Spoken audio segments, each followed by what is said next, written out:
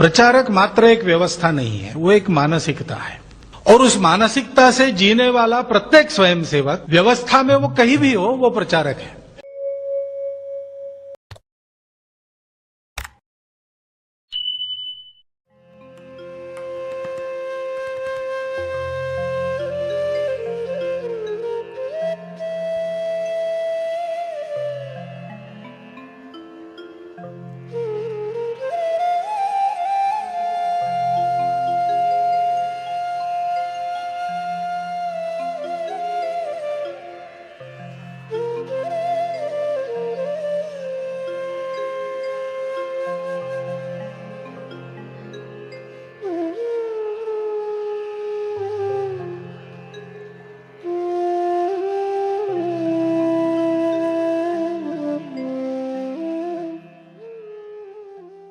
मिलिंद रहाटगावकर मला जे जे भावते ते सर्व या यूट्यूब चॅनेलवरून असू आम्ही सुखाने पत्थर पायातील या व्हिडिओ मालिकेअंतर्गत आजपर्यंत 100 व्हिडिओ प्रसारित झालेले आहेत।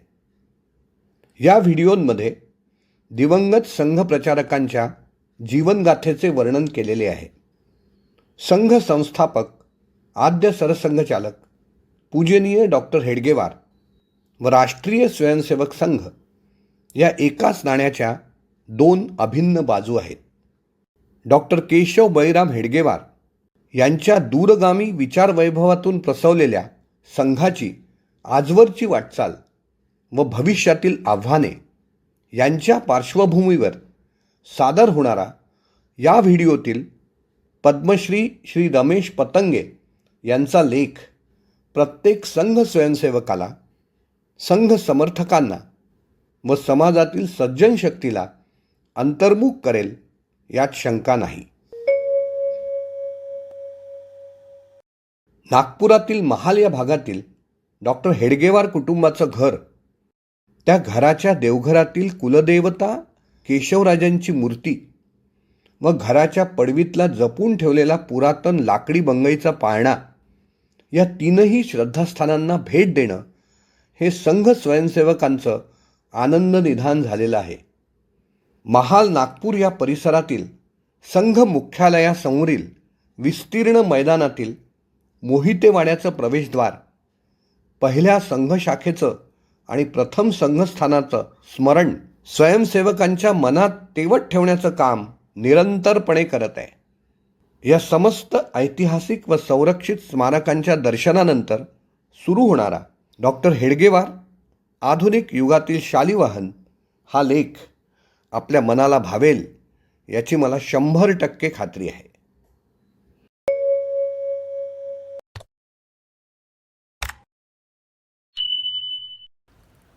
डॉक्टर हेडगेवार, आधुनिक काळातले शालिवाहन। लेखक पद्मश्री रमेश पतंगे। अभिवाचन दत्ता सरदेशमुख। मित्रहो, संघ शताब्दी ही एका दृष्टीची म्हणजे मिशनची शताब्दी आहे। संघ रूपानं ही दृष्टी ठेवण्याचं काम संघ संस्थापक डॉक्टर हेडगेवारांनी केलेलं आहे। वर्षप्रतिपदा हा त्यांचा जन्मदिवस 1 एप्रिल 1889। त्यांचा जन्म राष्ट्राचं लक्ष्य पूर्ण करण्यासाठी झाला। आधुनिक काळातले राष्ट्रद्रष्टेपणाचे ते महान पुरुष आहेत। थॉमस कार्लाइल यांचं on heroes, hero worship and the heroic in history हे अतिशय गाजलेलं पुस्तक आहे।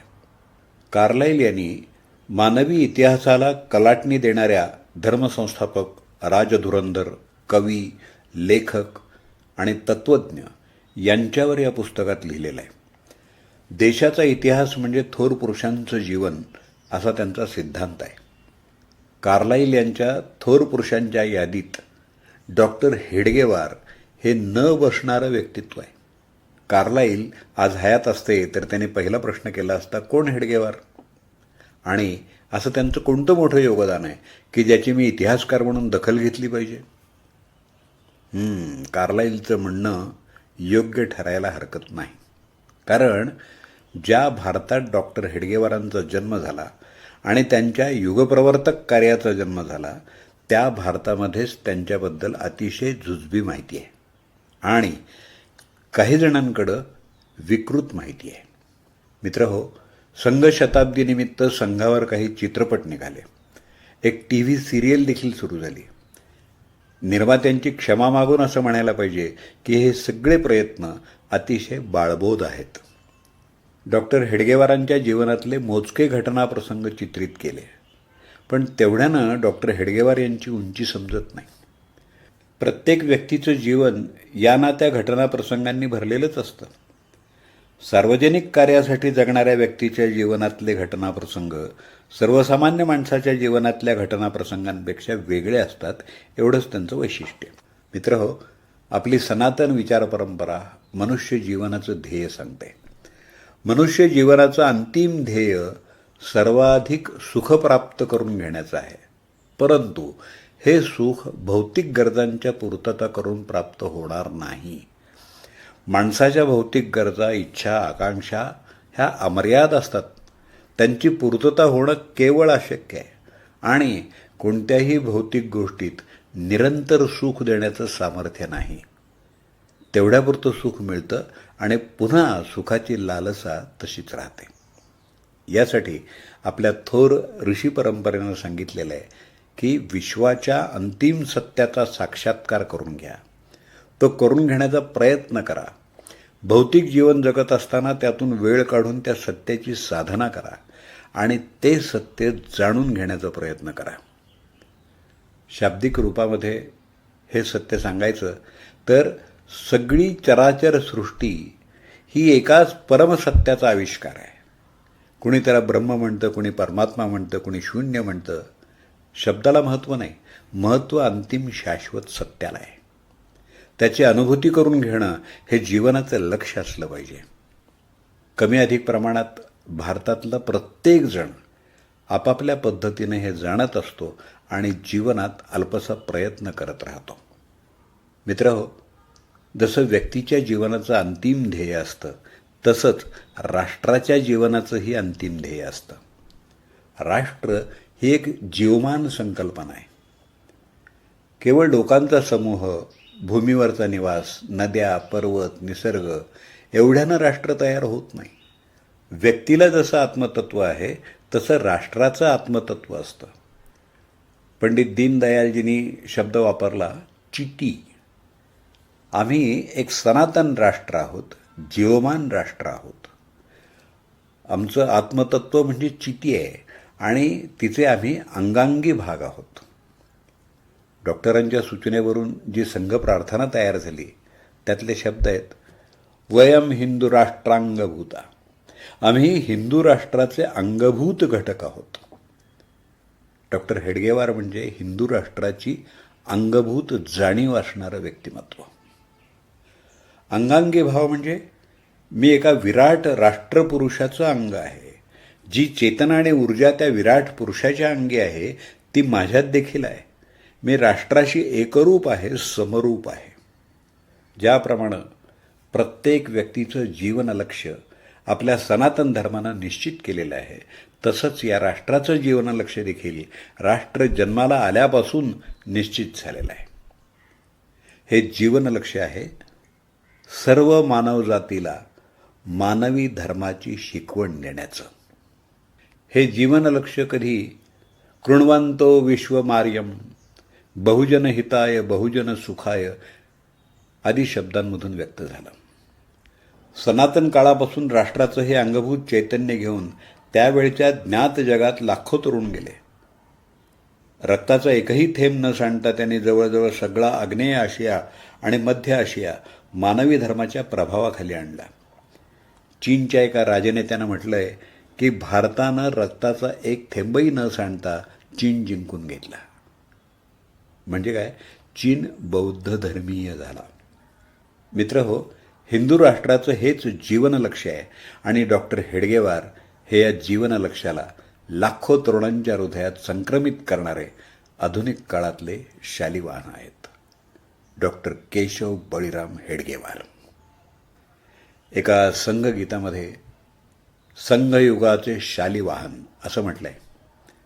राष्ट्राचं हे जीवन लक्ष्य साध्या सोप्या पद्धतीनं मनात आणि बुद्धीत रुजवण्याची कार्यपद्धती दिली, तिला संघशाखांची कार्यपद्धती म्हणतात.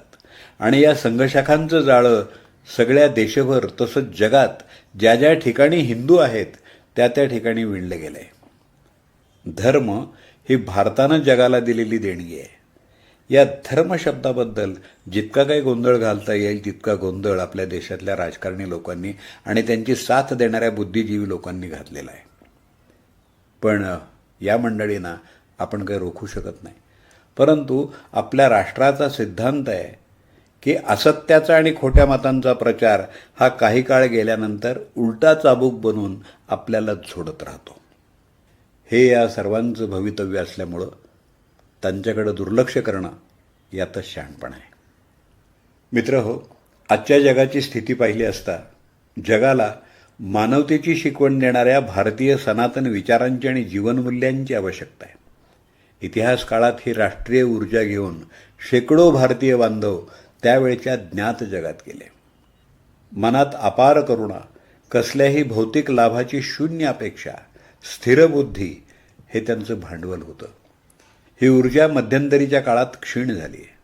तिचं पुनरुज्जीवन करण्याचा मार्ग म्हणजे संघमार्ग आणि या मार्गाचे शालिवाहन म्हणजे डॉक्टर हेडगेवार.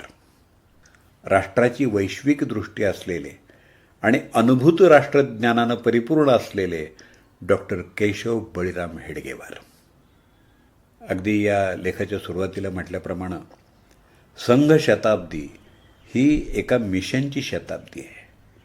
तिची वाटचाल टप्प्याटप्प्यानं झालेली आहे. शताब्दी हा तिचा एक पडाव आहे. पुढचा वैश्विक मार्ग किती काळाचा असेल हे सांगणं अवघड आहे. प्रसिद्ध ब्रिटिश इतिहासकार अर्नाल्ड टॉयम्बी सांगतात की हे आधीच स्पष्ट होत आहे की ज्या अध्यायाची सुरुवात पाश्चात्य धर्मातून झाली आहे, जर त्याचा अंत मानवजातीच्या आत्मनाशात होऊ द्यायचा नसेल तर त्याचा शेवट भारतीय धर्मातूनच झाला पाहिजे. मानवी इतिहासातल्या या अत्यंत धोकादायक क्षणी तारणाचा एकमेव मार्ग म्हणजे प्राचीन हिंदू मार्ग. हिंदूंकडे अशी वृत्ती आणि आत्मा आहे ज्यामुळं मानवजातीला एकाच कुटुंबात एकत्र वाढणं शक्य होऊ शकतं. मानवतेसाठी मोक्षाचा मार्ग भारतानं देणं हे भारताचं जागतिक लक्ष्य आहे. आणि हे मत इतिहासाचा वस्तुनिष्ठ अभ्यास करणाऱ्या एका विद्वानाचं आहे आणि म्हणून त्याचं महत्त्व फार आहे. येणाऱ्या काळात किती हजारो लाखो तरुण राष्ट्रमंत्र्यांना भारावून सगळं जग पादाक्रांत करायला निघतील याच्यावर मानवतेचं सुख अवलंबून राहणार आहे.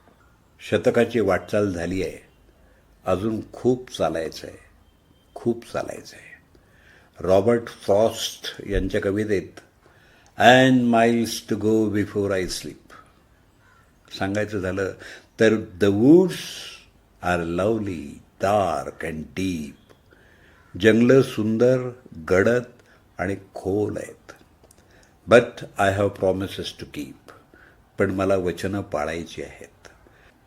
"And miles to go before I sleep." आणि चिरविश्रांतीपूर्वी मैलोन मैल जायचं आहे, मैलोन मैल जायचं आहे.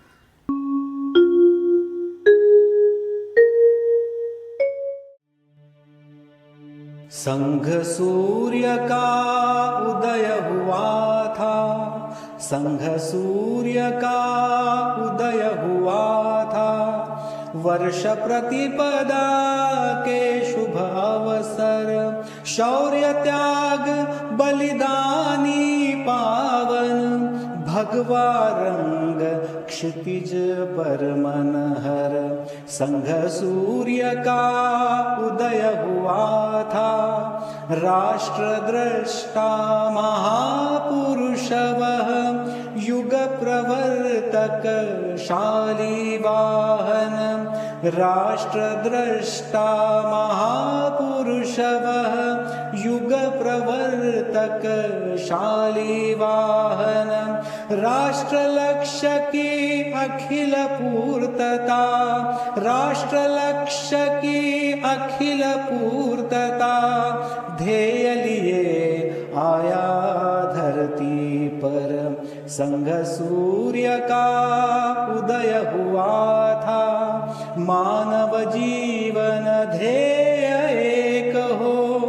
पुण्य संस्कृती विचार सनातन मानव जीवन ध्येय एक हो पुण्य संस्कृती विचार सनातन भौतिक इच्छा अंतहीन है भौतिक इच्छा अंतहीन है मृग जल जैसा सुख दे पल भर संघ सूर्य का उदय हुआ था सर्व चराचर सृष्टि सारी आविष्कार एक परम सत्य का सर्व चराचर सृष्टि सारी आविष्कार एक परम सत्य का अंतिम ध्येय राष्ट्र जीवन का अंतिम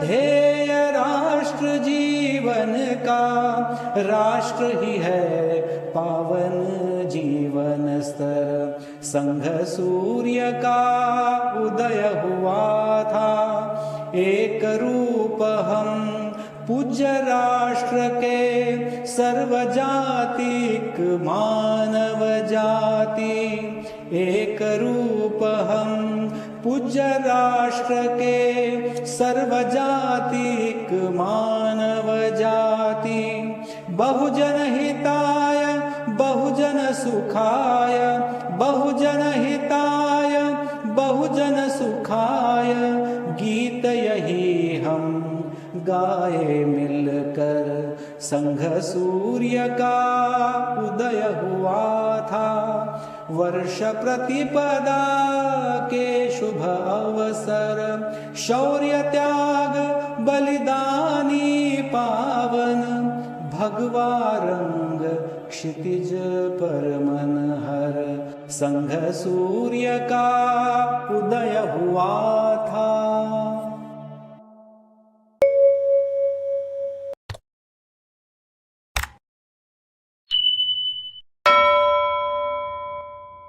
मिलिंद रहाटगावकर मला जे जे भावते ते सर्व या यूट्यूब चॅनलवरून प्रसिद्ध झालेला हा लेख सादरीकरण श्रद्धांजली गीत आपल्याला आवडला असेल तर लाईकचं बटन दाबा शेअरचं बटन दाबून हा लेख संघाच्या स्वयंसेवकांना संघाच्या समर्थकांना आणि समाजातील संपूर्ण सज्जन शक्तीला आपण पाठवावा ही विनम्र विनंती करतो। अमूर्त मूर्त मूर्तिमंत तुझ समान होऊ दे तुझ समान होऊ दे येत शरण तव पदासी देश कार्य विरमुदे देश कार्य विरमुदे।